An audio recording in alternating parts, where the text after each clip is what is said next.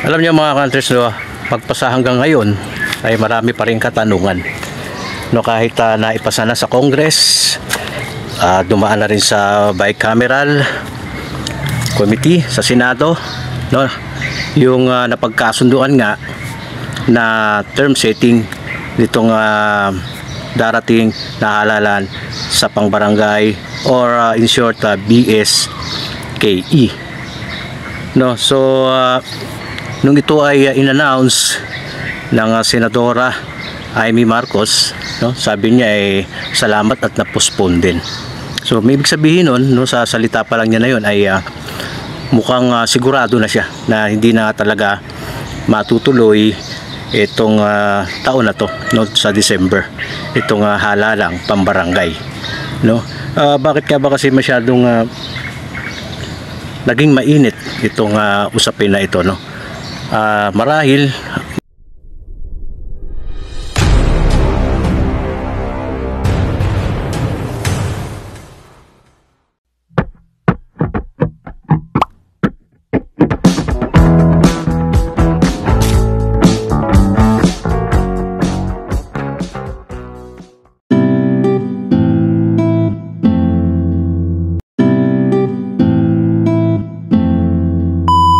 meron kasi mga bagay na dapat i-considera dito, no? Kahit hindi naman tayo nakaupo, siyempre yung common sense, alam na natin yan bilang isang mamamayan, bilang isang taga-barangay, no? 3 years, mahirap din kasi magsalita ng rektahan, ano? Bababawan lang natin, no?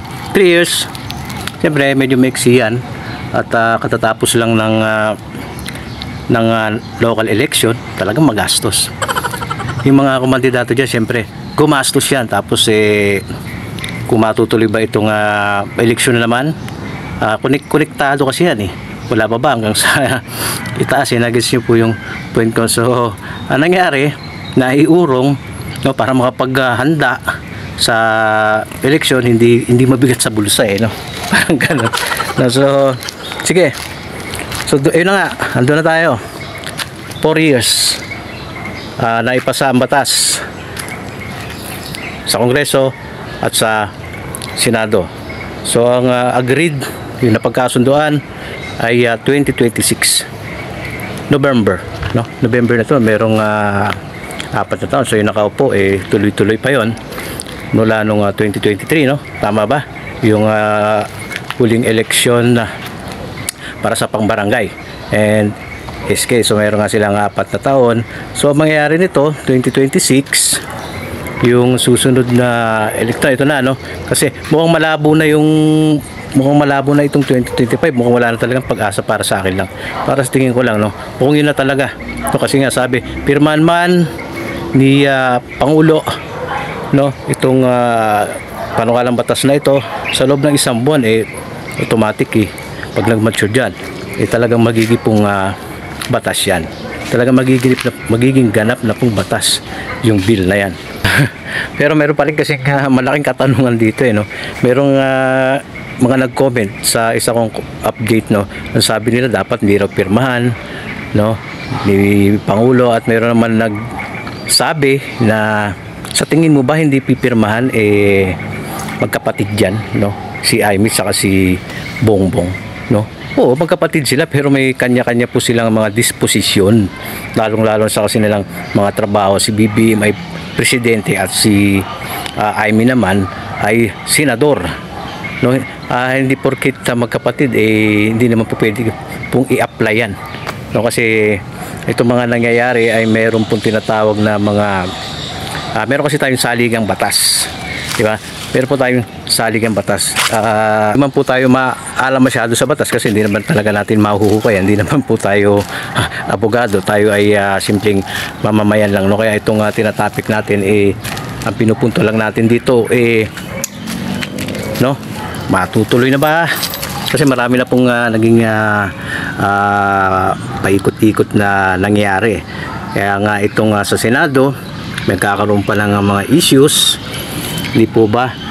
So mga counters, no, gusto ko mag-comment po kayo, no, yung inyong mga talagang mga opinion dito no, sa usaping pambarangay na ito, no.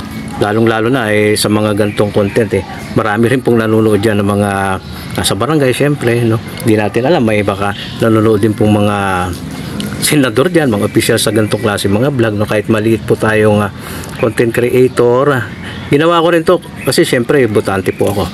At meron naman po akong karapatang maghayag ng saloobin, no. Hangga't wala naman po tayong nilalabag na batas, ito po ay karapatan natin. Di po ba at kayo, karapatan nyo rin mag-comment dyan kung ano inyong mga saloobin, ano ang inyong mga opinion dito, no. So sabi nga, pirma na lang, ang Comelec tatalima talaga yan, no. Inaantay nila kung ano ang mangyayari, at pag mayroon na talagang order sa kanila, yun ang kanilang gagawin, no. Magkakaroon na sila emergency meeting kasi merong adjustment talaga yan meron pa dapat ipatigil, no. Pero yung voters registration posibleng may adjust, hindi na po sa July 1, yun po yung balita, no.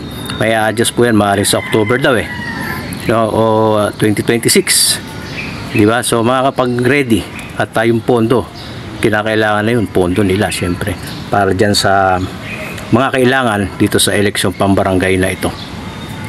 So ayun lang po uli yung aking update ngayon, no. Comment kayo dyan mga counters. Maraming salamat ulit sa inyong panonood, pagko-comment, pag-share sa ating mga video. Napakahalaga po nito. Hindi po ito nakakatawang usapin. Ito po ay usaping sambayanang Pilipino. Karapatan nating lahat maghayag kasi tayo po ay Pilipino, di ba? Kung alam natin kung ano yung mga talagang nangyayari sa ating bansa, dapat aware tayo doon. Hindi po pwedeng hindi po tayo aware sa mga nangyayari, di ba? Okay, so hindi na natin masyadong pahabain. Maraming salamat sa mga bago lang sa ating channel. Subscribe ka na dyan, and kung may nagustuhan mo ating video, like mo and pakishare na rin po. So hanggang dito na lang. Maraming salamat po sa inyo lahat. God bless us all.